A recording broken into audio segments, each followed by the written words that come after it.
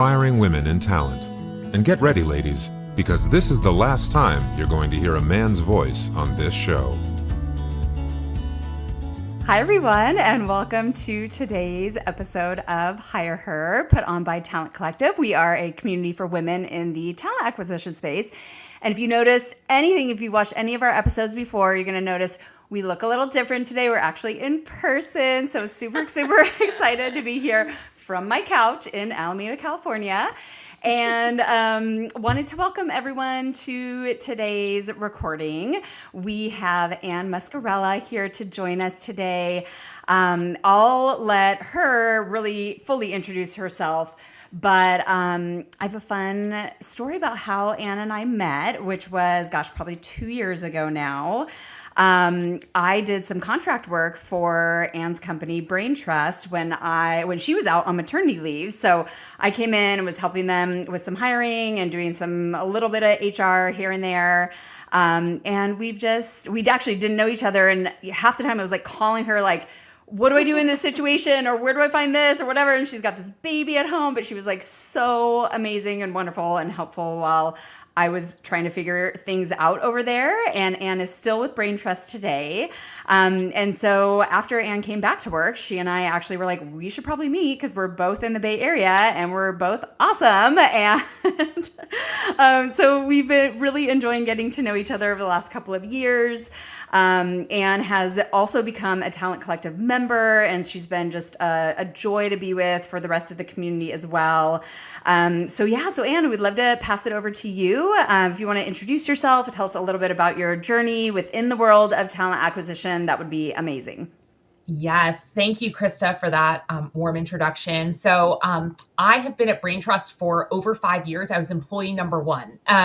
So Krista alluded to my maternity leave where, it's like that commercial where the guy has all the stuff in his head and then he gets hit by the filing cabinet and falls over. And it's like, oh, then like who's tracking all of this, right? And Krista came up and picked up the pieces to her enormous credit. But Braintrust started out as a talent marketplace connecting enterprise customers with highly skilled technical talent. And in the last year, we've made a dramatic transformation to an AI company, a tool that transforms the recruiting process end to end and introduces AI at every step of the process, even conducting that first round interview for you. So it's been really such a journey to, again, start out. It was the founders and me 5 years ago as this like small talent marketplace. And now we are this AI enabled tool serving Fortune 1000 customers with a team of, 45 people and millions of talent around the globe. So it's been a really interesting journey. And I guess I should add, this is my first foray into talent acquisition. I sort of fell into it haphazardly. My background is in PR and communications. And when I came over to Braintrust, I started doing our own internal hiring. And then I started helping the marketplace and matching talent and our customers. And so I've very haphazardly fallen into talent acquisition and recruiting. And I've benefited from many wonderful mentors and leaders like Krista and other people within the Talent Collective who've helped me fumble my way through, whether it's benefits or dealing with tricky employee situations. I've benefited from many smart, often female talent acquisition leaders along the way. Amazing. Well, thank you for sharing more. And I'm really excited to dive a little bit more into Braintrust. When I interviewed and worked there, I was just so thrilled to see a product like that out there on the marketplace. One of the things that I was reflecting a lot on at the time was I had just come out of working in staffing at an agency for 13 years. My founder at the time of that agency, she was actually launching and had launched a technology matching tool of her own, talent matching, kind of a marketplace similar. And we were really struggling with the identity of the company being a recruiting agency, but then also a technology company. And what I loved to see about Braintrust was it really truly operated like a tech company. Like even the titles of everybody, it was like, you're an account executive, you're not a client manager, or, you're like, I don't know, I remember what the titles of like the recruiters are, but like, it was really amazing to see executives, talent, or excuse me, technology executives running the company like a true technology company, and just seeing how successful it was because of that, I think. And then now, obviously, the pivot into AI, which, could not be more timely. I think that was a very smart strategic move on behalf of the organization as well. So tell us a little bit more about Braintrust. Let's go, a little bit deeper. Maybe if and obviously as employee number one, like what the inspiration was for starting it. So tell us more. Yeah.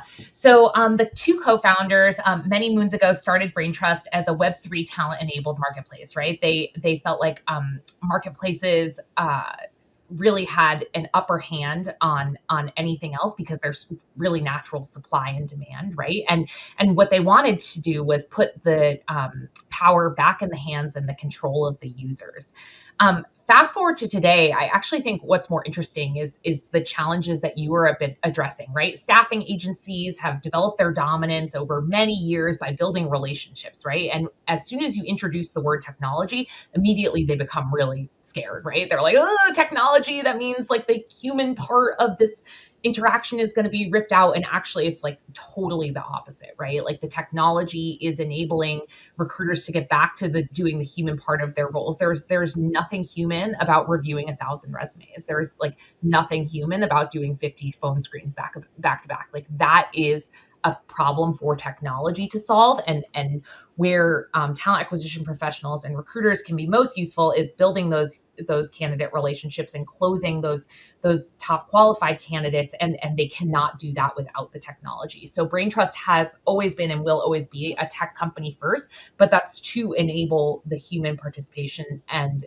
leadership that's needed in the talent acquisition space. So I always like to say, I think Braintrust and AI recruiting tools in general are making hiring and talent acquisition more human, not less human. Mm-hmm. Yeah, that's great. And you're reminding me now, one of the other things I found so fascinating about the company, and I don't know how much it's a part of things today, but was the Web3 piece of it. And like, I had like, at the time just gotten into crypto, and I was like taking all these like Web3 classes and all of these things. And by the way, everyone, Bitcoin is coming back, so don't poo-poo it.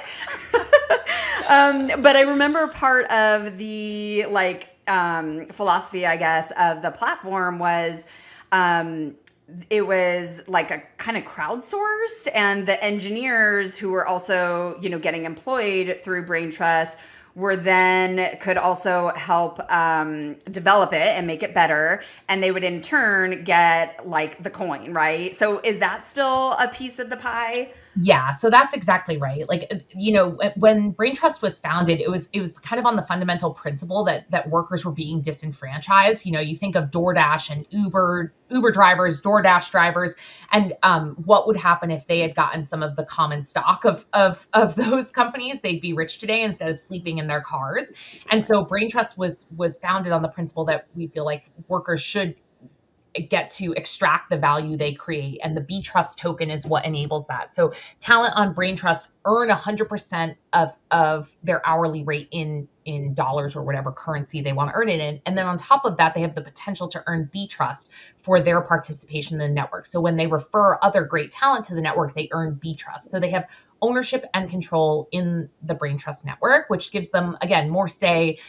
It makes them feel more accountable. I think the constant criticism of freelancers and contractors is, oh, they're not committed to our company, or they're not bought in and they're not invested in. You never hear that about Braintrust talent because they're all bought in. They want to be a part of this network, and they're proud to work with Braintrust and for Braintrust customers because they're earning what they're worth, and additionally they have ownership and control in the network.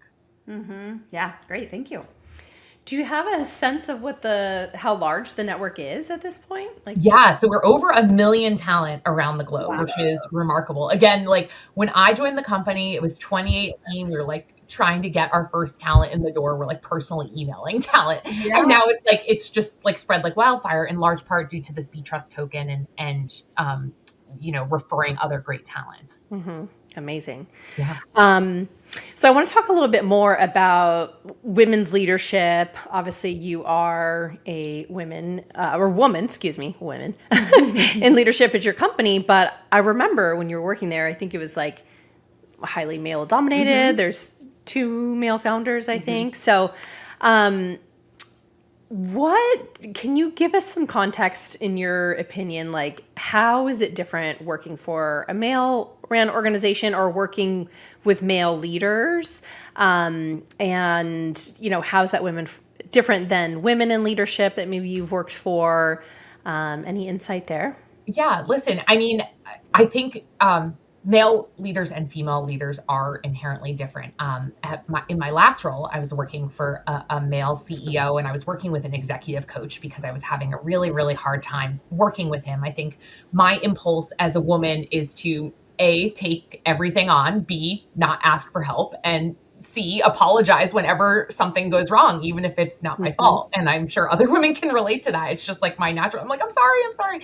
And this career coach gave me some really, really great advice. She was like, when you are talking to a male leader, you need to say, this is what I need from you. And this is like when I need it. And that advice has helped me a lot. I really struggle to say like I need because, it sounds like kind of like whiny and needy, and I don't want to be needy. But I think that like direct style of communication has served me incredibly well. And sometimes I'll reflect back on it, like when I'm not able to get my point across or when I'm struggling with how to communicate, I'll say like, am I stating clearly like what I need from this leader? Particularly, and I'm sure people listening can relate to this too, like if you're at the higher levels of an organization and your boss is the CEO, then you don't really have a boss, right? Like you have a leader who is there to like help guide and help you problem solve and troubleshoot, but you don't have someone who's like mentoring you. Like that's not what this relationship is. So if you're in a position where you're working with someone in the C-suite, you need to be really, really direct. I always had a challenge working for women. Ironically, I think we've talked about this before, and you've always had a better experience with women. I've had the hardest time. Like, I don't know if it's an innate feeling of like competition or they're judging me or women's guilt. I don't know. I still to this day haven't figured it out. But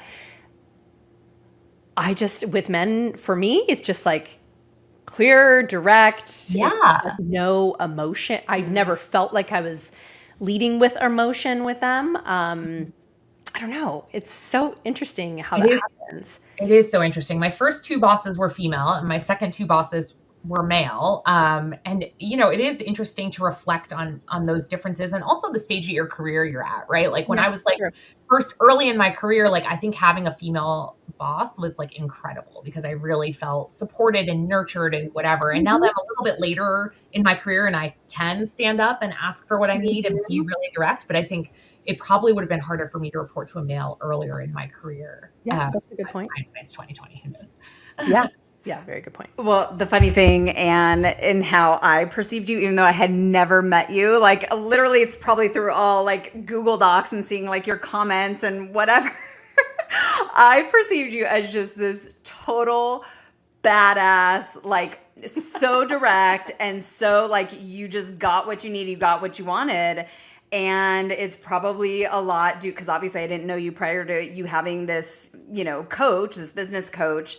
But clearly you took the advice and ran with it, and everyone in the organization respected you, and still to say, I'm sure, respects you so, so much because of it. So I just want to applaud you, one, for taking the actual advice of your coach, like implementing those changes, because sometimes that can be hard too, right? You said like originally it was against your nature as a woman to come forward like this, to present yourself like this, but you clearly did it. And are a huge success because of it now. So, well, that's very generous. I would call out 2 like caveats to that, right? Like one, I think async communication is so different than in-person communication. You're like, I was reading Google Docs and you seem like badass. Like, yeah, it's easy to be like really direct in the comments because like the clapback comes later, right? And you're not seeing the reaction. So I think sometimes, and it's just a good reminder for all of us that like, if you need to see someone's humanity, like get them on the phone, get them on the video, like so that you have that context, because I'm sure other people felt the way you did. They're probably like, wow, this Ann woman is, ugh. But like, then when you get me on the phone, it's like, no. The other thing I would say is that confidence comes over time, right? Like I've worked here for 5+ years. So I have like institutional knowledge that other people don't have. And it probably it allows me to project myself more confidently. I think a lot about like, if I were to change jobs or careers, what would that look like? Like, it's very humbling. It's like a lot of my confidence is derived from knowing the ins and outs, from knowing where the skeletons are, from feeling like I know my surroundings super well. And, starting in a new role, and that sense of vulnerability of not knowing who you're talking to or communicating with or what their style is like is very disarming and challenging. And I haven't had to experience it in 5+ years. So yeah, I probably am in my like most badass era. Yeah. Oh, I love it. I love it. Well, I can relate to that. I mean, I was at Premier, the agency I was at for 13 years. And so then like basically starting over, so to speak, at another company run by men. And, that was Braintrust first, but then 2 months, 3 months later, I went to another startup full time. And, I will say don't wait 13 years though, because it makes it that much harder to leave and move on and go do something else. So yeah. I mean, the cool part about my role is at Braintrust is it's been constantly evolving and changing. And like, people are like, what keeps you there? And I'm like, well, that like literally my role changes every 3 to 6 months. And so I'm doing different things all the time and building my skill set and figuring out like what it is I want to do next. And when that opportunity runs out, of course, then like I would be, looking around. But right now it's like right now I just ran a 3-month like paid customer acquisition campaign on LinkedIn and paid search. I've never done that before. And I'm trusted with that responsibility and given a budget, and it's like fun and creative, and I get a contractor and I get to work on all of these things and get these cool experiences. So sometimes the benefit of hanging around is you get like to experiment a little bit more. Okay, great. Awesome. Well, thanks for sharing all of that. Let's move on and talk about, if you can think about a serious challenge that you've had in your life, whether that's on a more personal level or at work. What's a challenge that you've had, maybe in the last few years, and what did you learn from it? How did you overcome it? Anything you can share? Yeah. So we've alluded to my maternity leave 2.5 years ago. I was, your stereotypical type A woman texting from the hospital bed, right? Like, or opening my emails from the hospital bed. And I'm like, and by the way, I'd always wanted children. I was so excited for this life transition, but I thought it was going to be like, like my new, like kind of accessory. Like I'm going to keep working my ass off and also have this child, like have it all. Sheryl Sandberg. Thank you for that.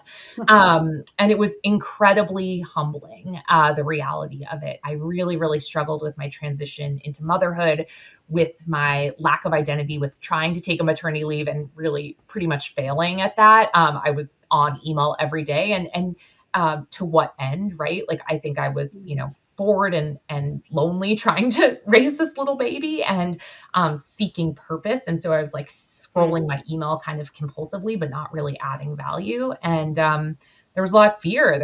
I was really scared and vulnerable. And I would say it's taken me 2.5 years to come out of that, right? And reestablish my place and my voice. 2 months after I had my baby, I attended an exec offsite for Braintrust because while I was out, there were all these new execs hired and I was feeling threatened. And whether that was in my head or reality, I'm, not sure, but I felt like I needed to be at this in-person offsite, 2 months postpartum, still breastfeeding, the whole thing. So that was really challenging. And I'm not sure I fully reckoned with it yet, or how it would be different if I did it again, or like what I would do differently. I think trying to have a little bit more patience with myself and the process. I think having children has taught me to slow way down. Like, again, type A, like woman, like trying to do a million things all at once. And I think what having kids teaches you is like, you got to slow way down. You got to like decrease the speed. So, I wish I could wrap it up in a neat bow for all your listeners and be like, and this is what I learned, and this is what I would do differently. I think I would try and be better if I did that again. I think I would try and be more assured and self-aware. Like, hey, I'm pulling to my phone and my email because I'm bored and lonely and like, what else can I do instead of like trying to throw myself back into work? But it's really hard. I'm sure you guys can both relate. Yeah, I'm interested to hear Nat's perspective on this, but I've had 3 children now and gone on 3 different maternity leaves. And my first, I can absolutely relate to you. I mean, exact same thing. I was like obsessed with work while I was out. I was like taking care of her, but like wasn't meeting other moms who were in similar situations. And like, I think over time realized, especially having my second, where like my second, I disconnected a lot more. I got into like some moms groups in my area and like really met other women in my local community that had babies the same exact age. So we could actually like relate and talk to each other and see how each other's are doing and how we can support each other and what are you doing for breastfeeding, like all of those things. And now those women are like really, really good friends of mine to this day, but I don't have that little cohort from my first pregnancy. But I really just found that like, okay, with my second, like I need this for me, I need this for my family and my own mental health, and like work will wait. Like I'm not gonna get fired. I'm not gonna like be left out. Like like there's so much more to life than work, even though I love my job and I'm very passionate about it. It took me until having a second child to really understand. There's also like a very scary and real element, right? You're bringing this child into the world and there's financial obligations associated with that. And I'm sure many women, either are the sole breadwinner or, it's a 2-income household, and the fear of, taking maternity leave and losing your job, especially in this economy, is very real. And so I wish I had like the magic bullet, but like Krista, I think you said it well, right? Like work can wait. And if you are choosing to work on your maternity leave, ask yourself why. Is it like out of fear? Is it like, and just be really clear with yourself about why you're making that choice, and also what you're sacrificing, right? Like you're sacrificing time with your baby, with other moms groups. Maybe that's okay with you. Maybe you're like, you know what, that's not how I want to spend my time. But just being really honest with yourself. I think what I regret is the chaos of it all, right? The chaos in my brain and not being more self-aware of like, oh, I'm reaching for my career because like I need to feel purposeful, and I'm not getting that from this child who's screaming in my face all the time. Yeah. Totally. Yes. Well, ladies, I kind of have an opposing view on this. Yes. Because my situation was uniquely very different. And to your point, Anne, like I was working, asked to go back early from maternity leave because I was in the midst of a divorce. And so I was very quickly became a single mom. And so I was like, well, I need to work. I don't have a choice. But always in the back of me is like that type A, I want to work and I wanted to have a purpose. And, she was just sleeping all day anyways. So why not? So I don't know. I struggle sometimes when it's like, okay, you really have to like find the balance, because sometimes people just don't have an opportunity to have a balance. We're both single parents now, and I always I never find balance for myself. She coaches me on this all the time, but oftentimes I'm like working, feeling guilty. I'm not spending time with my now 4-year-old. And I'm like, what would Krista be doing right now? Because she's really good about balance. And so I think it's all seasonal. It's all situational. But yeah, it's just hard in general being a working parent, let alone a working mother.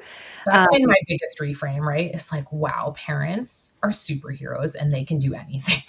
I'm like, if you're a parent and you're raising a child, you're juggling, man. Like it's a real juggle.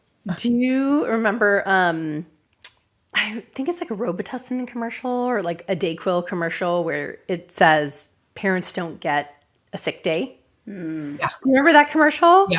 Like I think about it all the time, because you don't get sick days. You don't get like PTO days, really. Because your kids are just always there. Yeah. Your PTO days are their days off, right? Veterans Day, I'm taking off because my kid has off. And my sick days are when he's sick, and knock on wood, hopefully I'm not sick. But if I am, I'm caring for an infant, kid. Yes.